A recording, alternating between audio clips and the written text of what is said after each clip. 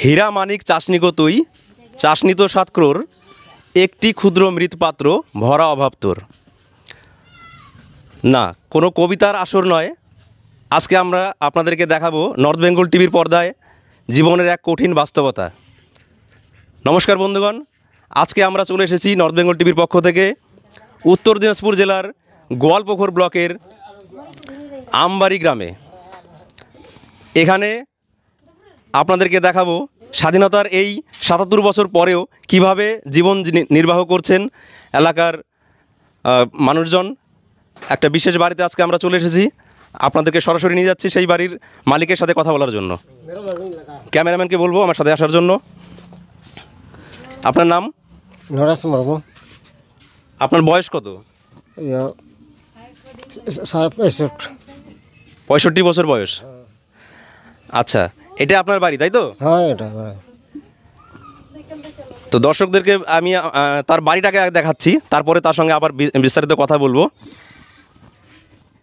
এ হচ্ছে ওনার রান্নাঘর।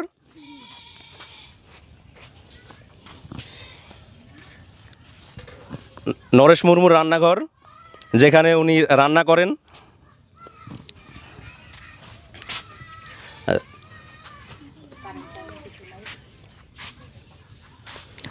স্বাধীনতার ৭৭ বছর পরেও বিদ্যুৎবিহীন এই বাড়িতে, পাকা ঘর তো দূরের কথা, না আছে টিনের কোনো চালা। এই তাঁবুর ঘরেই তাদেরকে থাকতে হচ্ছে। ঝড় বৃষ্টি ঠান্ডা গরমের মধ্যে এই ক্যামেরাম্যানকে বলবো ঘরটাকে ভালো করে দেখাতে। এই তাঁবুর ঘরে ওনারা রাত্রি যাপন করেন। এটাই তাদের একমাত্র থাকার ঘর, রান্নাঘর এবং থাকার ঘর বলতে একটাই ঘর। পাশে রয়েছে আর একটা ঘর। ঘর বললে এটাকে হয়তো বলাটা ভুল হবে, তাঁবু দিয়ে কোনোরকমভাবে একটা আচ্ছাদন দেওয়া হয়েছে, যেখানে তার ছেলে থাকেন, তিনিও একজন অসুস্থ লোক। তো বিস্তারিত আমরা জেনে নেব তার কাছ থেকে। আবারও চলে যাচ্ছি তার কাছে। আপনার 65 বছর বয়স হওয়া সত্ত্বেও এখনও কি আপনি কোনো বৃদ্ধ ভাতা পাচ্ছেন? না, পাই না কিছু। এখনও বৃদ্ধ ভাতা পাচ্ছেন না? না। তাহলে আপনার এই সংসারটা চলে কিভাবে? ওই এই কাজ করে তারপর আমি খাই। আচ্ছা, মানে মাঠে কাজ করে, লোকের কাজ করে আপনার সংসার চলে, তাই তো? হ্যাঁ। তো সরকার থেকে কোনো রকম সাহায্য পাচ্ছেন না? না, কিছু পাই না। আর আপনি থাকেন কোথায় রাত্রেবেলা? রাতে এখানে রান্নাঘর। এই রান্নাঘরে থাকেন আপনি? হ্যাঁ। আপনার নাম? তো আচ্ছা আচ্ছা আচ্ছা। এই আপনারা এই যে অসহায় অবস্থায় যে দিন কাটাচ্ছেন বহুদিন থেকেই, কোনো স্থানীয় মেম্বার, প্রধান বা কোনোভাবে কোনো সাহায্যের কোনো হাত বাড়িয়েছে কেউ? না, না, কোনো সাহায্য পাচ্ছেন না? না। তো দর্শক, আপনারা শুনতেই পাচ্ছেন, এনারা দুজনেই বলছেন যে একজনের বয়স 65 আর একজনের প্রায় 60 বছরের মতন বয়স, অথচ তারা সরকার থেকে এখন পর্যন্ত কোনো রকম কোনো সাহায্য পাচ্ছেন না।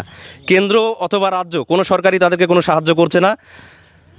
বর্তমানে ভারতবর্ষের রাষ্ট্রপতি দ্রৌপদী মুর্মু একজন আদিবাসী মহিলা, কিন্তু তা সত্ত্বেও শুধুমাত্র লোক দেখানোর জন্যই হয়তো রাষ্ট্রপতি মহিলা করা হয়েছে, অথচ এই আদিবাসী মহিলাদের এবং পুরুষদের যে কষ্ট তা কিন্তু কেন্দ্র সরকারও বুঝতে পারছে না।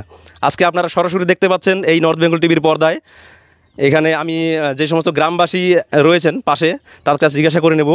তো দর্শক দেখুন, এই যে ওনাদের ঘর, তাঁবুর বেড়া এবং তাঁবুর চালা দেওয়া একটি ঘর বললে হয়তো ঘরকে লজ্জা দেওয়া হবে, এরকমই একটা জায়গায় ওনারা থাকেন, যেখানে শীতের দিনে, গরমের দিনে এর মধ্যেই তাদেরকে থাকতে হয়, এর মধ্যেই রান্না করতে হয়। এমনকি আমি দেখতে পাচ্ছি এনাদের বাড়িতে কোনো বিদ্যুৎ সংযোগও নেই। আপনাদের বাড়িতে কি কারেন্ট আছে? কারেন্ট না। তা রাতের বেলা অন্ধকারে কীভাবে বাতি জ্বলায়? বাতি জ্বালাতে হয়, কেরোসিনের বাতি জ্বালিয়ে তাদের রাতে কাজকর্ম করতে হয়। কোনো বিদ্যুতের ব্যবস্থাও নেই এই বাড়িতে। এনাদের বিষয়ে আরও খোঁজখবর নেওয়ার জন্য আমরা চলে যাচ্ছি পাশের বাড়িতে, এনার প্রতিবেশী বাড়িতে, দেখি তারা কি বলছে। বলছি, এই যে আপনাদের পাশের বাড়িতে যে দুজন বয়স্ক লোক থাকেন, এনাদের বিষয়ে কিছু প্রশ্ন করব। তো এনারা যে মানে থাকেন এখানে, দেখতেই পাচ্ছি ঘর নেই, ঠিকঠাক ঘর নেই, কারেন্ট নেই, এভাবে এই অসহায় অবস্থার মধ্যে তারা কতদিন ধরে থাকেন? কতদিন ধরে থাকবে এইভাবে? না, কতদিন ধরে এইভাবে ওনারা থাকেন এখানে? ওইখানে অনেক দিন ধরে। আমি এখানে এসে আমি 18 বছর হয়ে গেলাম, 18 বছর থেকে দেখতেছি এইভাবে আছে ওরা।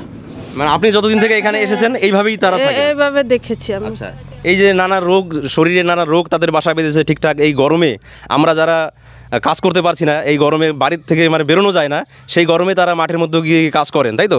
কাজ করতে বাধ্য হন, কিন্তু কোনো স্থানীয় মেম্বার প্রধান কেউ তাদেরকে কোনো সাহায্য করছে না। না না, এখনো সাহায্য করেনি কেউ। তো আপনি কি চান, তাদের এই অবস্থা থেকে কেউ সাহায্য করুক, এটাই আপনি চান? হ্যাঁ, সাহায্য করলে তো ভালো, এতদিন তো কেউ সাহায্য করলো না। ধন্যবাদ আপনাকে। আপনার নাম? লক্ষ্মী হেমব্রম। ধন্যবাদ। এই বিষয়ে আমরা আরও একজনের কাছ থেকে তার মতামত নিয়ে নিচ্ছি। আপনার নাম? মায়া কিসকো। আচ্ছা, বলছি দিদি, এই যে অসহায় অবস্থা যে দেখলাম এখানে, আপনার বাড়ি এখানেই পাশেই, তাই তো? হ্যাঁ হ্যাঁ, পাশেই। তো এই বিষয়ে আপনি কি বলবেন?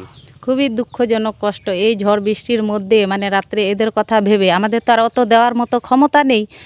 এই এতগুলো মেম্বার প্রধান হলো, এনাদেরকে সাহায্য করার মতো কেউ আসলো না।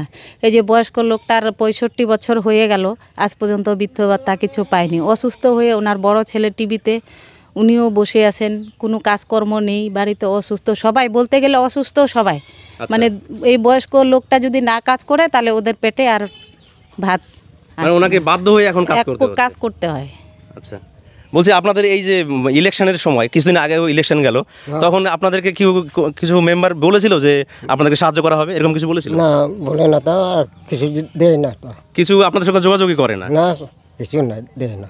আচ্ছা, তো আপনারা কি চান যে তারা যদি সাহায্য করে তাহলে আপনার কি সুবিধা হবে, তাই তো?